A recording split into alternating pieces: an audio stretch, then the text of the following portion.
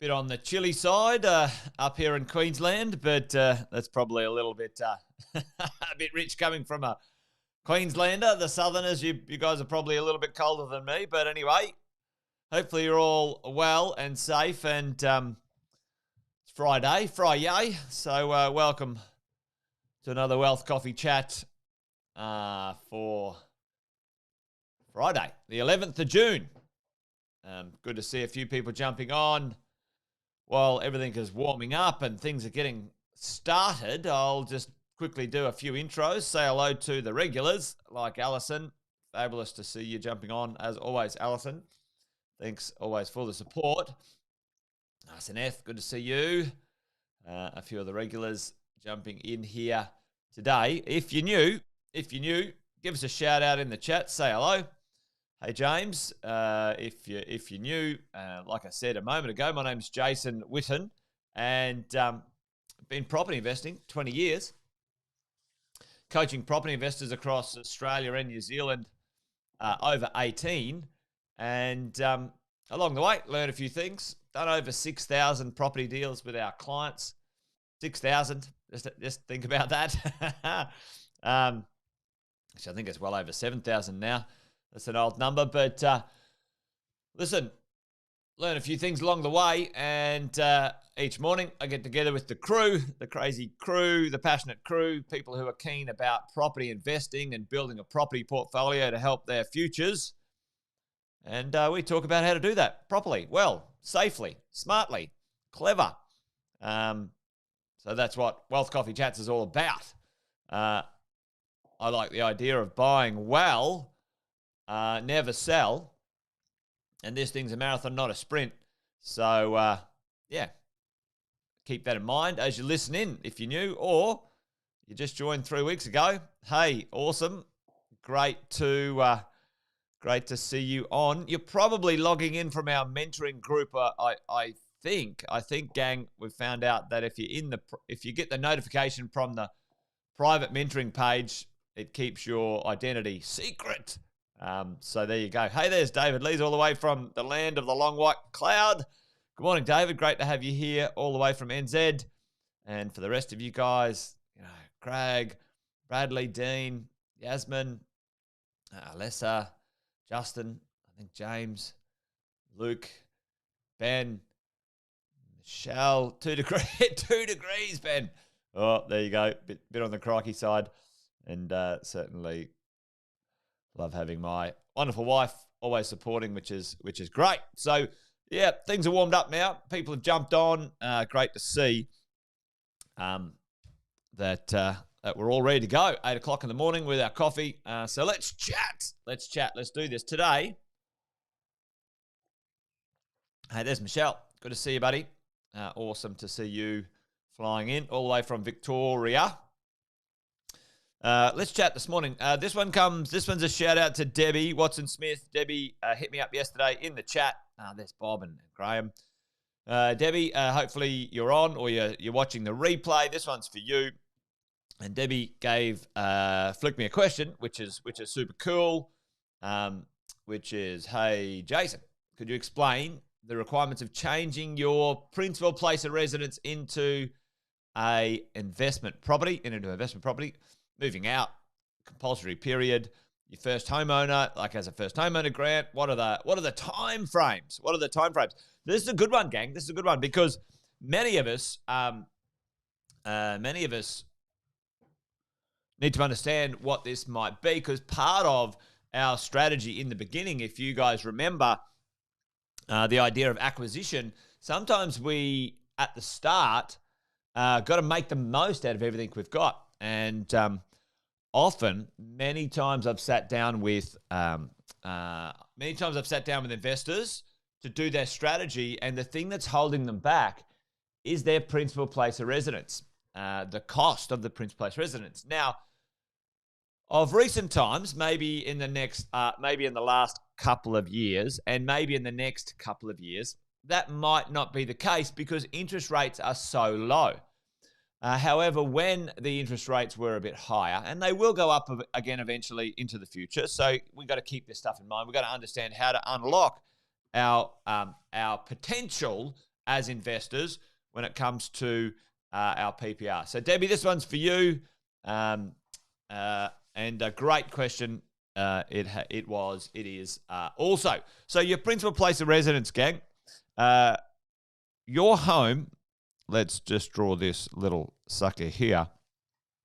Your home is capital gains tax free. Okay, it's free from capital gains tax. It's free from paying any taxes on that property if you sell that property, if it's your principal place of residence, if it's where you live.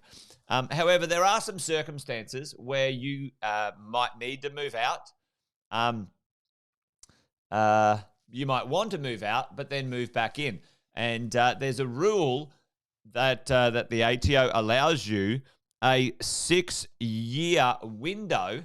If you move out of that property for up to 6 years, you can go to another property. Now, you cannot claim it as your principal place of residence, but you go and rent another property somewhere, or the better one. Some of my clients have moved out of their principal place of residence. This was a classic couple down in Adelaide. We had to help them get started in their property investment journey. They were struggling because their incomes were a bit low. They moved back in with mum and dad for 24 months, rented their principal place of residence out, unlocked the equity, saved some extra cash, and bought 2 investment properties, okay? So they wouldn't have been able to do that if they hadn't moved in with mum and dad. So, but the thing is, whatever the idea is here, whatever the reason is you might want to move out, you've got 6 years capital gains tax free, CGT free, to either move back in, back in, or sell the property still with no tax, okay? No tax payable on that property if you go ahead and sell it within that 6-year period. Now, that's a great thing, and there's some upside, some benefit to this as well. You can rent this property out. You can rent it out, which means you can get some income.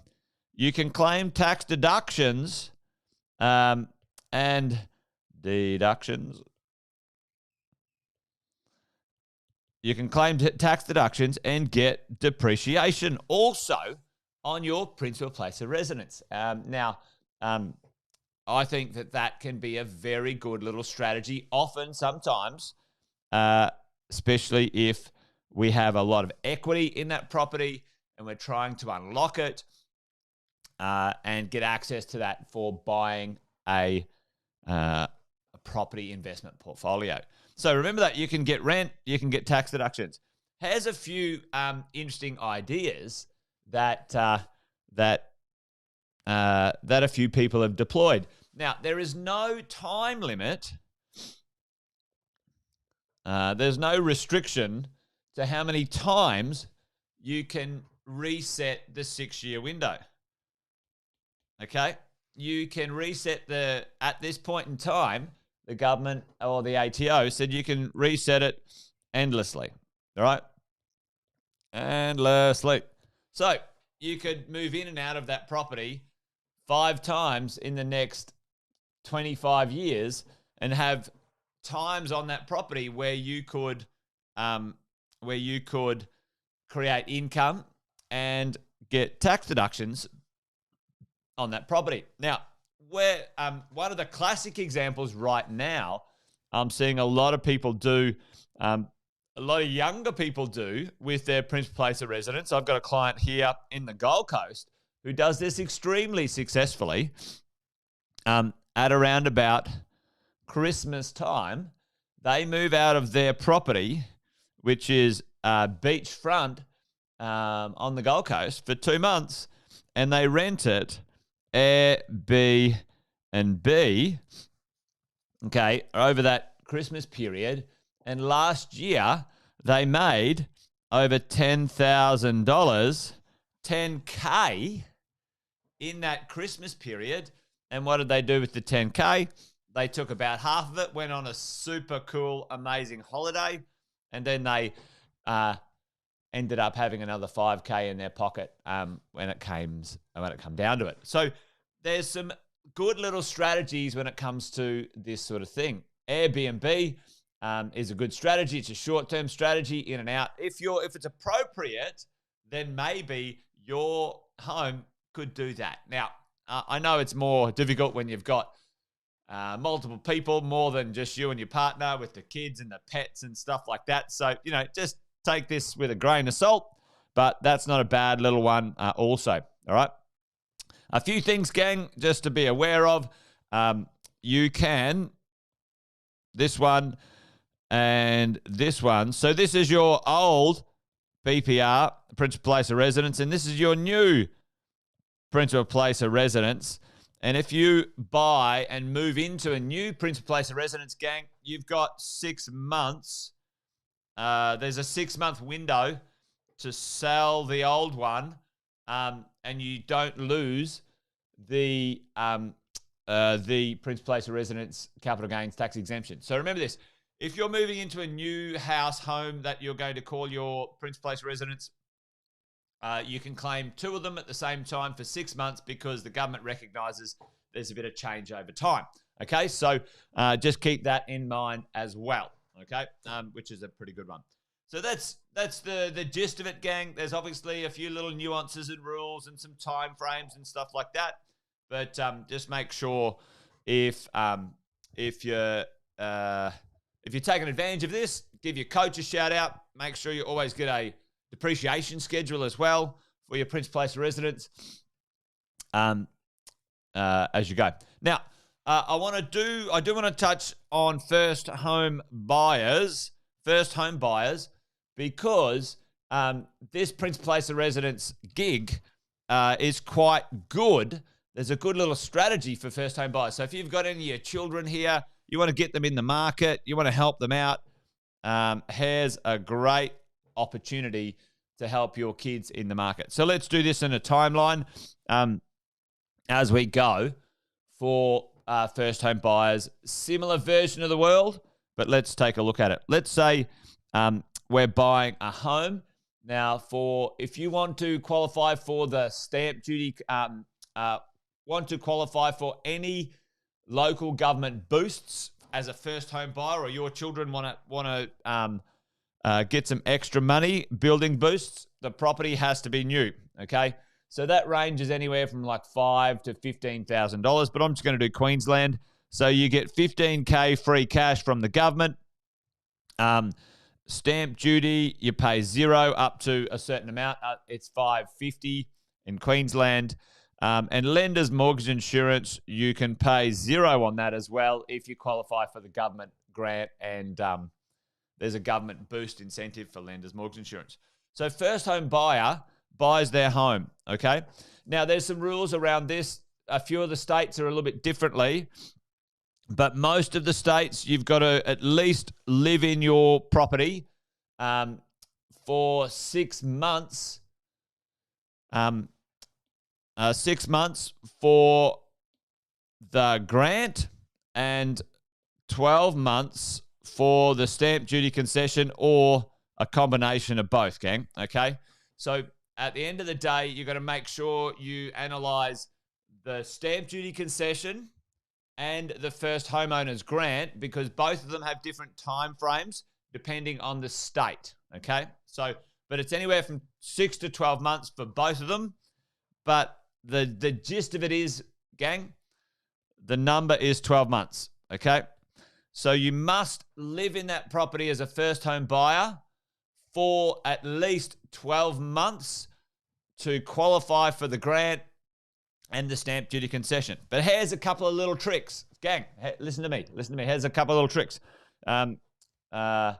Opportunities to take advantage of things. All right, let's have a look at this. So this is the first home. You're a first home buyer, or your kids are, or whatever it might be. So that property actually can be rented out. You can rent that property out for 364 days. You have to move into that property within 12 months. Okay, that's the rule. Okay, so there's some exemptions for military as well, gang. If anyone's in the military or other exemptions, they get like a couple of years if they've been posted. So there's some good exemptions, but this is the general. So you rent that property out for 12 months because you're renting somewhere else, or you can still stay at home with mum and dad. That property, you rent it out for 12 months. Let's say you pocket $5,000, and you can claim depreciation, and you can claim tax deductions, and you can receive the rent. So you can pocket that, you can save that up plus some extra savings. You can move into your property, and you've got to live there for 12 months, okay?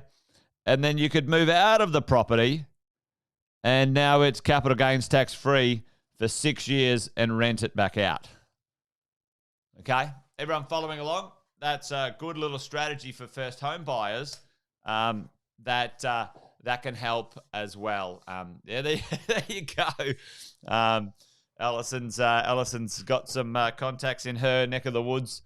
But yeah, listen, gang, if you've got first home buyer friends, you got first home buyer kids, there's certainly some great benefits, opportunities for everyone to get into their own home. And interest rates are so low. One of my clients getting a 2.4 interest only, fixed for 4 years.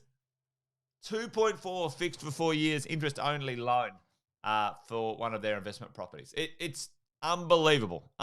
Great, fantastic, yoo-hoo, woohoo, wonderful. So anyway, if you can do that type of lending right now, you've got to be pretty straight 180 to get that type of lending. But, that's damn awesome. Awesome. Away you go. 1.79. Insane, Sonia. That is so good. So good. It's free. It's free money, gang. It's free money. Inflation's higher than the cost of the money. It's free money, just so you guys know. And don't be afraid of borrowing.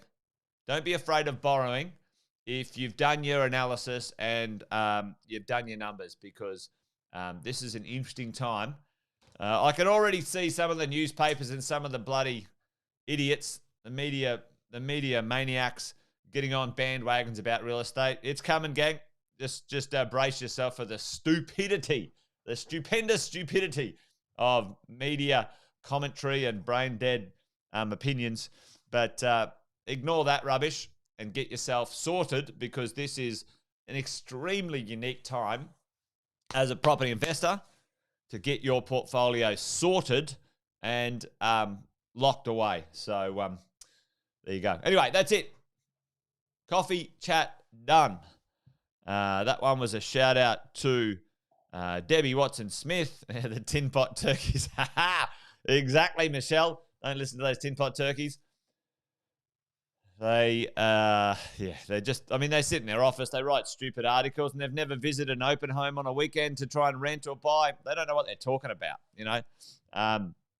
Annoys the shit out of me. Anyway, but it's good. They give me something to talk about on Wealth, Wine and Wisdom, which is tonight. Wealth, Wine and Wisdom, gang, join me tonight. I will be joining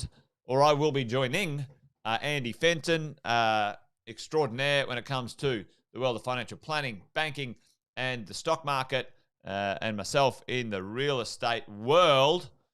We get together every Friday and have a bit of a hangout, drink a glass of wine, debrief the week. So if you're interested in that, join us at 5 p.m. Today, Friday, and away we go. All right, gang, that's it. Thanks for the shout out, you guys. Always great to have you guys joining and hanging out. So, yeah, as always, if you got something you think might be interesting to chat about, have a Wealth Coffee chat about, chuck it in the chat. I'll track it down, and we'll see what we can do. All right, gang, that's it. I'm done. Enjoy the rest of your day. Wonderful, beautiful Friday. And until next week on Monday, take care and bye for now. See you guys, or join me this afternoon Wealth, wine, and wisdom. Bye bye.